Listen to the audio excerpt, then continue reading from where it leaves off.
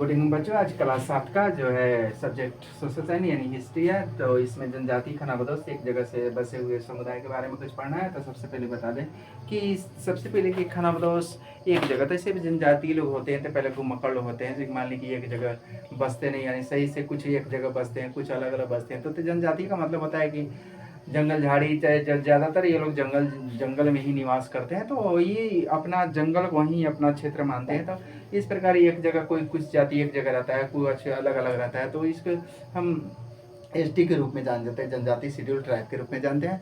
तो यहाँ पर हम जनजाति को बारे में पढ़ रहे हैं। तो अहोम है, गोंड है, ये सब जनजाति को मुख्य रूप से पढ़ना था। अहोम जनजाति जो म्यांमार का मुख्य रूप से राज है, वहाँ पर वहाँ की इस पार्ट में इस जनजाति को पढ़ना है। अब देखो कुछ इसमें महत्वपूर्ण तिथियां, तो तिथियों के बारे में जो है इसमें जो भी है जीके है, और इस जीके के बारे में सुनो और कॉपी निकाल कर लिखो कि इसमें हर डेट के बारे में जीके है।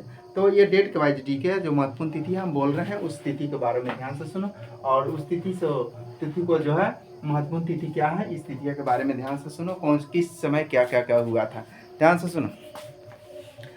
तो 1523 देखो 1523 ईस्वी में अहोम इस समय देखो चुटियो तथा नामक जनजाति को भी अपने राज्य में मिला लिया था, यानी चुटियो की जनजाति था।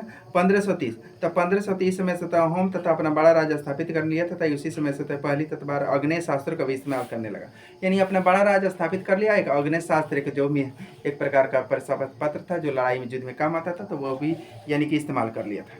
1565 तो इस समुदाय के लोगों सेनापति देखो इस समुदाय मुगलों के सेनापति आसिफ खान के नेतृत्व में मुगलों की सेना ने गढ़ कटंका पर हमला किया। रानी दुर्गावती ने वीरता से इसका सामना किया, परंतु वह शक्तिशाली मुगल सेना के आगे अपनी हार को न टाल सकी।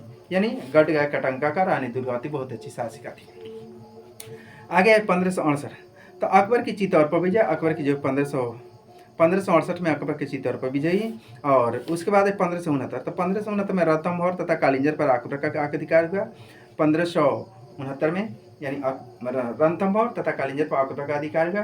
1571 में अकबर द्वारा फतेहपुर सीकरी का निर्माण किया। देखो अकबर इसमें टोटल जीके है, यानी कि 1571 में अकबर द्वारा फतेहपुर सीकरी का निर्माण किया गया और राजधानी भी बनाया। 1571 कब 1576 हल्दी घाटी का युद्ध जो अकबर द्वारा महाराणा प्रताप को पराजित कर मैंने बंगाल में भी अधिकार किया। देखो 1576 में हल्दी घाटी का युद्ध पढ़ते हैं, यानी 1576 में कब हल्दी घाटी युद्ध का 1576 में किसके अकबर और महाराणा प्रताप के बीच, और उसी समय बंगाल पर भी अकबर का अधिकार हुआ।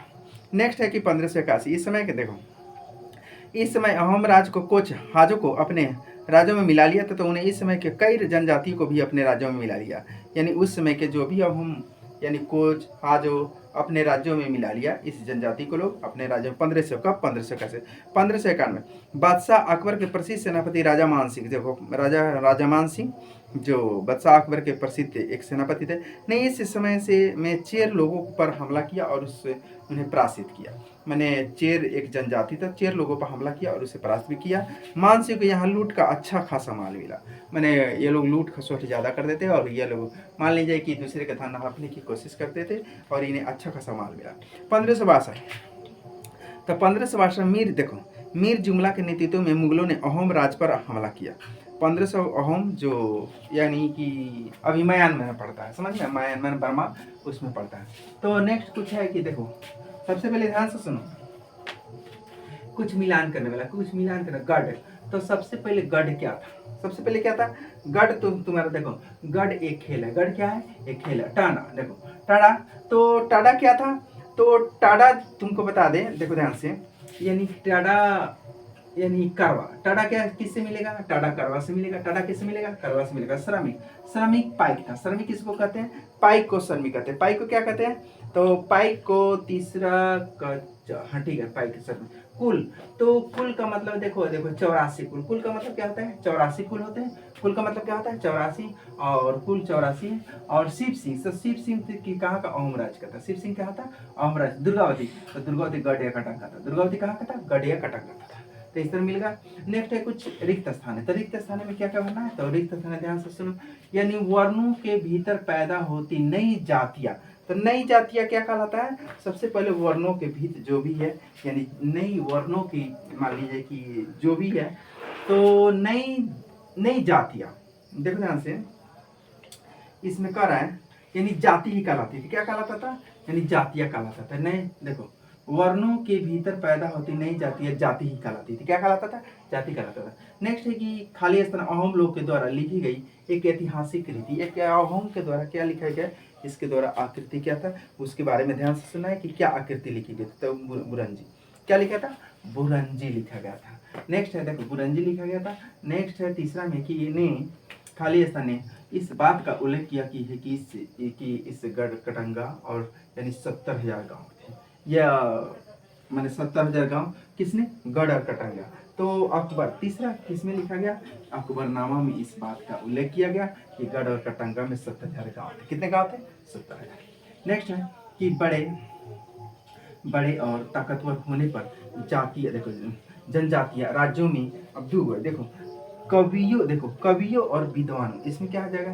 कवियों और विद्वानों को भूमि था। देखो मान लीजिए कोई भी रुपया पैसा चाहे कोई भी धन दौलत वगैरह हो जाएगा तो उसे क्या करते हैं? दान करना है। तो इस प्रकार बड़े बड़े लोग हो जाते थे तो लोग दान पुण्य करते थे। नेक्स्ट है कि सही गलत। देखो सही गलत है। नेक्स्ट है कि देखो जनजातीय समाजों के पास समृद्धवाचक परंपराएं थी। हाँ यह सही है। जनजातीय समाजों के पास समृद्धवाचक परंपराएं थी, यह भी सही है। नेक्स्ट तीसरा है कि उपमहाद्वीप। देखो नेक्स्ट है कि उपमहाद्वीप के उत्तर पश्चिमी भाग में कोई जनजातीय समुदाय नहीं। इतने गलत है। मैंने उपमहाद्वीप के उत्तर पश्चिम भाग में कोई जनजातीय समुदाय नहीं कहना था या नहीं, गलत लिखा है इसलिए यह गलत है। नेक्स्ट गौड़ राज्य में अनेक नगरों को मिलाकर 84 बनता था। नहीं 84 तो तुमको अभी पता है कि कुल से मिला हुआ है। 84 किससे मिला हुआ है? कुल से मिले थे। कैसे? यह क्या है? नगर द्वारा। तो ये गलत है। यह अगर क्या है? गलत है।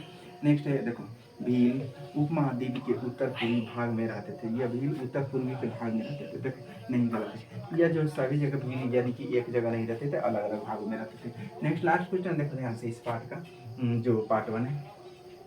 खानाबदोश पशु पथ को पशुचार को तथा एक जगह बसे हुए खेतिहरों के बीच किस तरह का विनिमय होता था? देखो मान लीजिए खानाबदोश का मतलब घुमंतु भोटिया, यानी एक जगह रहना, आज रहना, कल जाना, कल वहाँ रहना, कल वहाँ जाना, तो दूसरी जगह घूम घूम कर अपना खाना पीना। तो वो लोग कैसे पशु से झुंड में रखते थे मान लीजिए, तो वो लोग किस तरह व्यापार करते थे? विनिमय का मतलब खरीद बिक्री। विनिमय का मतलब क्या होता है?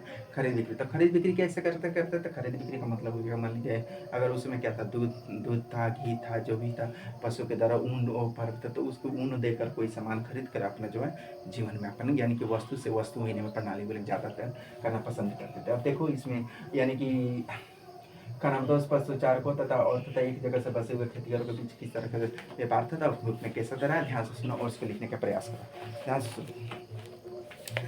खानाबदोश और पश्चिम एक जगह बसे हुए खेतिहरों के बीच निम्नलिखित प्रकार के विनिमय होता था। खानाबदोश चरवाहे अपने जानवरों के उत्पादन में निर्भर थे। वे दूध तथा राज पशु चारे उत्पादन के बदले खेतिहरों में अनाज, कपड़े, बर्तन तथा ऐसी अन्य वस्तु करते थे। मैंने वस्तु प्रणाली।